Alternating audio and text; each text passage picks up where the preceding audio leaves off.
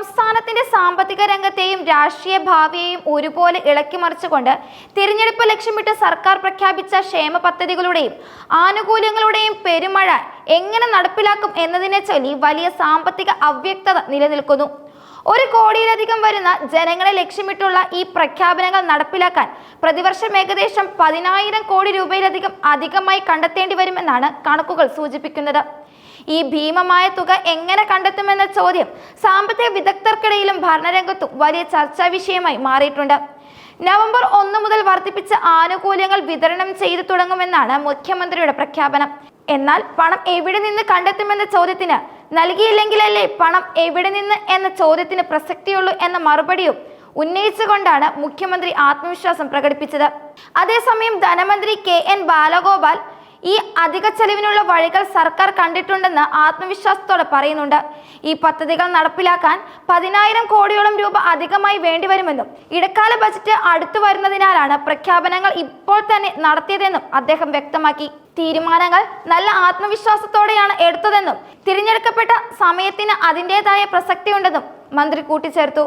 ഈ പ്രഖ്യാപനങ്ങളിലെ പ്രധാന ഇനങ്ങൾ പരിശോധിക്കുമ്പോൾ സാമ്പത്തിക ബാധ്യതയുടെ ഭീമാകരമായ ചിത്രം വ്യക്തമാവുകയും ചെയ്യും. ഏറ്റവും പ്രധാനപ്പെട്ട പ്രഖ്യാപനങ്ങളിലൊന്ന് 62 ലക്ഷം പേരുടെ ക്ഷേമ പെൻഷൻ 1,600 രൂപയിൽ നിന്ന് 2,000 രൂപയാക്കി വർദ്ധിപ്പിച്ചതാണ്. ഈ വർധനവ് നടപ്പിലാക്കാൻ മാത്രം പ്രതിമാസം 200 കോടി രൂപയാണ് അധികമായി വേണ്ടിവരുന്നത്. അതായത് പ്രതിവർഷം മൊത്തം ക്ഷേമ പെൻഷൻ വിതരണത്തിനായി 13,000 കോടി രൂപയുടെ ബാധ്യത സർക്കാരിനുണ്ടാകും. ഇതിനു പുറമെ സ്ത്രീ സുരക്ഷാ പദ്ധതികളുടെ ഭാഗമായി വീട്ടമ്മമാർക്ക് പ്രഖ്യാപിച്ച പ്രതിമാസം 1,000 രൂപയുടെ പെൻഷൻ പദ്ധതിയാണ് മറ്റൊരു പ്രധാന ബാധ്യത. 35-നും 40-നും ഇടയിൽ പ്രായമുള്ള മറ്റ് സാമൂഹ്യക്ഷേമ പെൻഷനുകൾ ലഭിക്കാത്ത 31.34 ലക്ഷം സ്ത്രീകൾക്ക് ഈ ആനുകൂല്യം ലഭിക്കുമ്പോൾ ഒരു വർഷം ഏകദേശം 3,800 കോടി രൂപയാണ് സർക്കാർ അധികമായി നീക്കിവെക്കേണ്ടത്. സ്ത്രീകളുടെ വോട്ടർ ലക്ഷ്യമിട്ടുള്ള ഒരു രാഷ്ട്രീയ നീക്കം കൂടിയായി ഇത് വിലയിരുത്തപ്പെടുന്നു. യുവാക്കൾക്ക് മികച്ച ജോലി കണ്ടെത്താനുള്ള സ്കോളർഷിപ്പ് പദ്ധതിക്ക് വേണ്ടി 600 കോടി രൂപയാണ് നീക്കിവെക്കേണ്ടത്. ഈ പുതിയ ബാധ്യതകൾക്ക് പുറമെ നിലവിലുള്ള കോടിക്കണക്കിന് രൂപയുടെ കുടിശ്ശികകൾ തീർപ്പാക്കേണ്ടതും സർക്കാരിന് മുൻപിലുള്ള വെല്ലുവിളിയാണ്.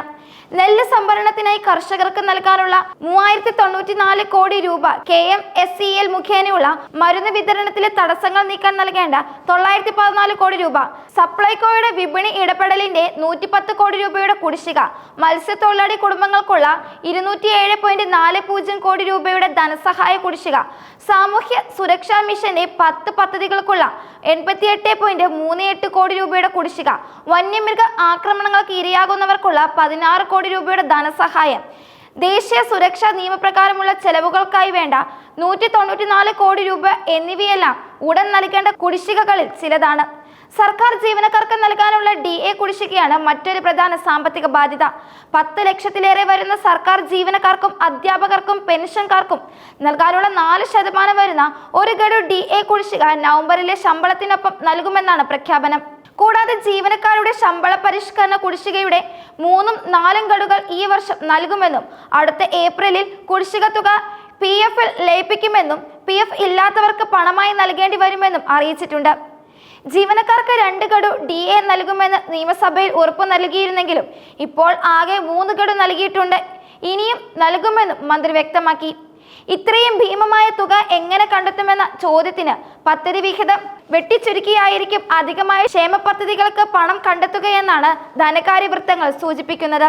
മുൻ സാമ്പത്തിക വർഷത്തിൽ 50% പദ്ധതികൾ വെട്ടിച്ചുരുക്കിയിരുന്നു എന്ന പശ്ചാത്തലം ഈ സൂചനയ്ക്ക് ബലം നൽകുന്നു. അതേസമയം കേന്ദ്ര സർക്കാർ 57,000 കോടിയോളം രൂപ വെട്ടിക്കുറച്ചിട്ടും സംസ്ഥാനം പിടിച്ചു നിൽക്കുകയും എല്ലാ മേഖലയിലും പണം എത്തിക്കുകയും ചെയ്യുന്നുണ്ടെന്ന ന്യായീകരണമാണ് മന്ത്രി ബാലഗോപാലൻ മുന്നോട്ട് വയ്ക്കുന്നത്. കുടുംബശ്രീ അയൽക്കൂട്ടങ്ങളുടെ സംയോജിത രൂപമായ 19,470 ADS-കൾക്ക് പ്രവർത്തനത്തിനായി പ്രതിമാസം 1,000 രൂപ വീതം ഗ്രാന്റ് നൽകാനുള്ള പ്രഖ്യാപനവും ഉണ്ടായിട്ടുണ്ട്. പ്രതിവർഷം 23.4 കോടി രൂപയാണ് ഇതിനായി നീക്കിവെച്ചിരിക്കുന്നത്. സമൂഹത്തിലെ എല്ലാ വിഭാഗങ്ങളിലേക്കും സർക്കാരിന്റെ സഹായം എത്തിക്കുകയാണ് ഇതിലൂടെ ലക്ഷ്യമിടുന്നത്. ജനങ്ങൾക്ക് നൽകിയ ഉറപ്പുകൾ നടപ്പാക്കുന്നതിൽ ഒരു വിട്ടുവീഴ്ചയും ഉണ്ടാകില്ലെന്നും ഭരണ തുടർച്ചയാണ് പ്രതിസന്ധികളെ മറികടക്കാനുള്ള പ്രചോദനമെന്നും മുഖ്യമന്ത്രി പറയുന്നു. ജനങ്ങളുടെ പിന്തുണയോടെ നവകേരളം കെട്ടിപ്പടുക്കുന്നതിനുള്ള ദൃഢനിശ്ചയവുമായി സർക്കാർ മുന്നോട്ടു പോകുമെന്നും അദ്ദേഹം വ്യക്തമാക്കി. നൽകി. എങ്കിലും ഈ പ്രഖ്യാപനങ്ങളെയെല്ലാം നടപ്പിലാക്കാൻ ഈ സർക്കാരിന് ഇനി 5 മാസത്തെ ബാധ്യത മാത്രമേ ഉണ്ടാവുകയുള്ളൂ എന്ന വിമർശനം ശക്തമാണ്. തിരഞ്ഞെടുപ്പിന് ശേഷം വരുന്ന സർക്കാരിന്റെ തലയിലായിരിക്കും ഈ ഭീമമായ സാമ്പത്തിക ബാധ്യത മുഴുവൻ വരിക.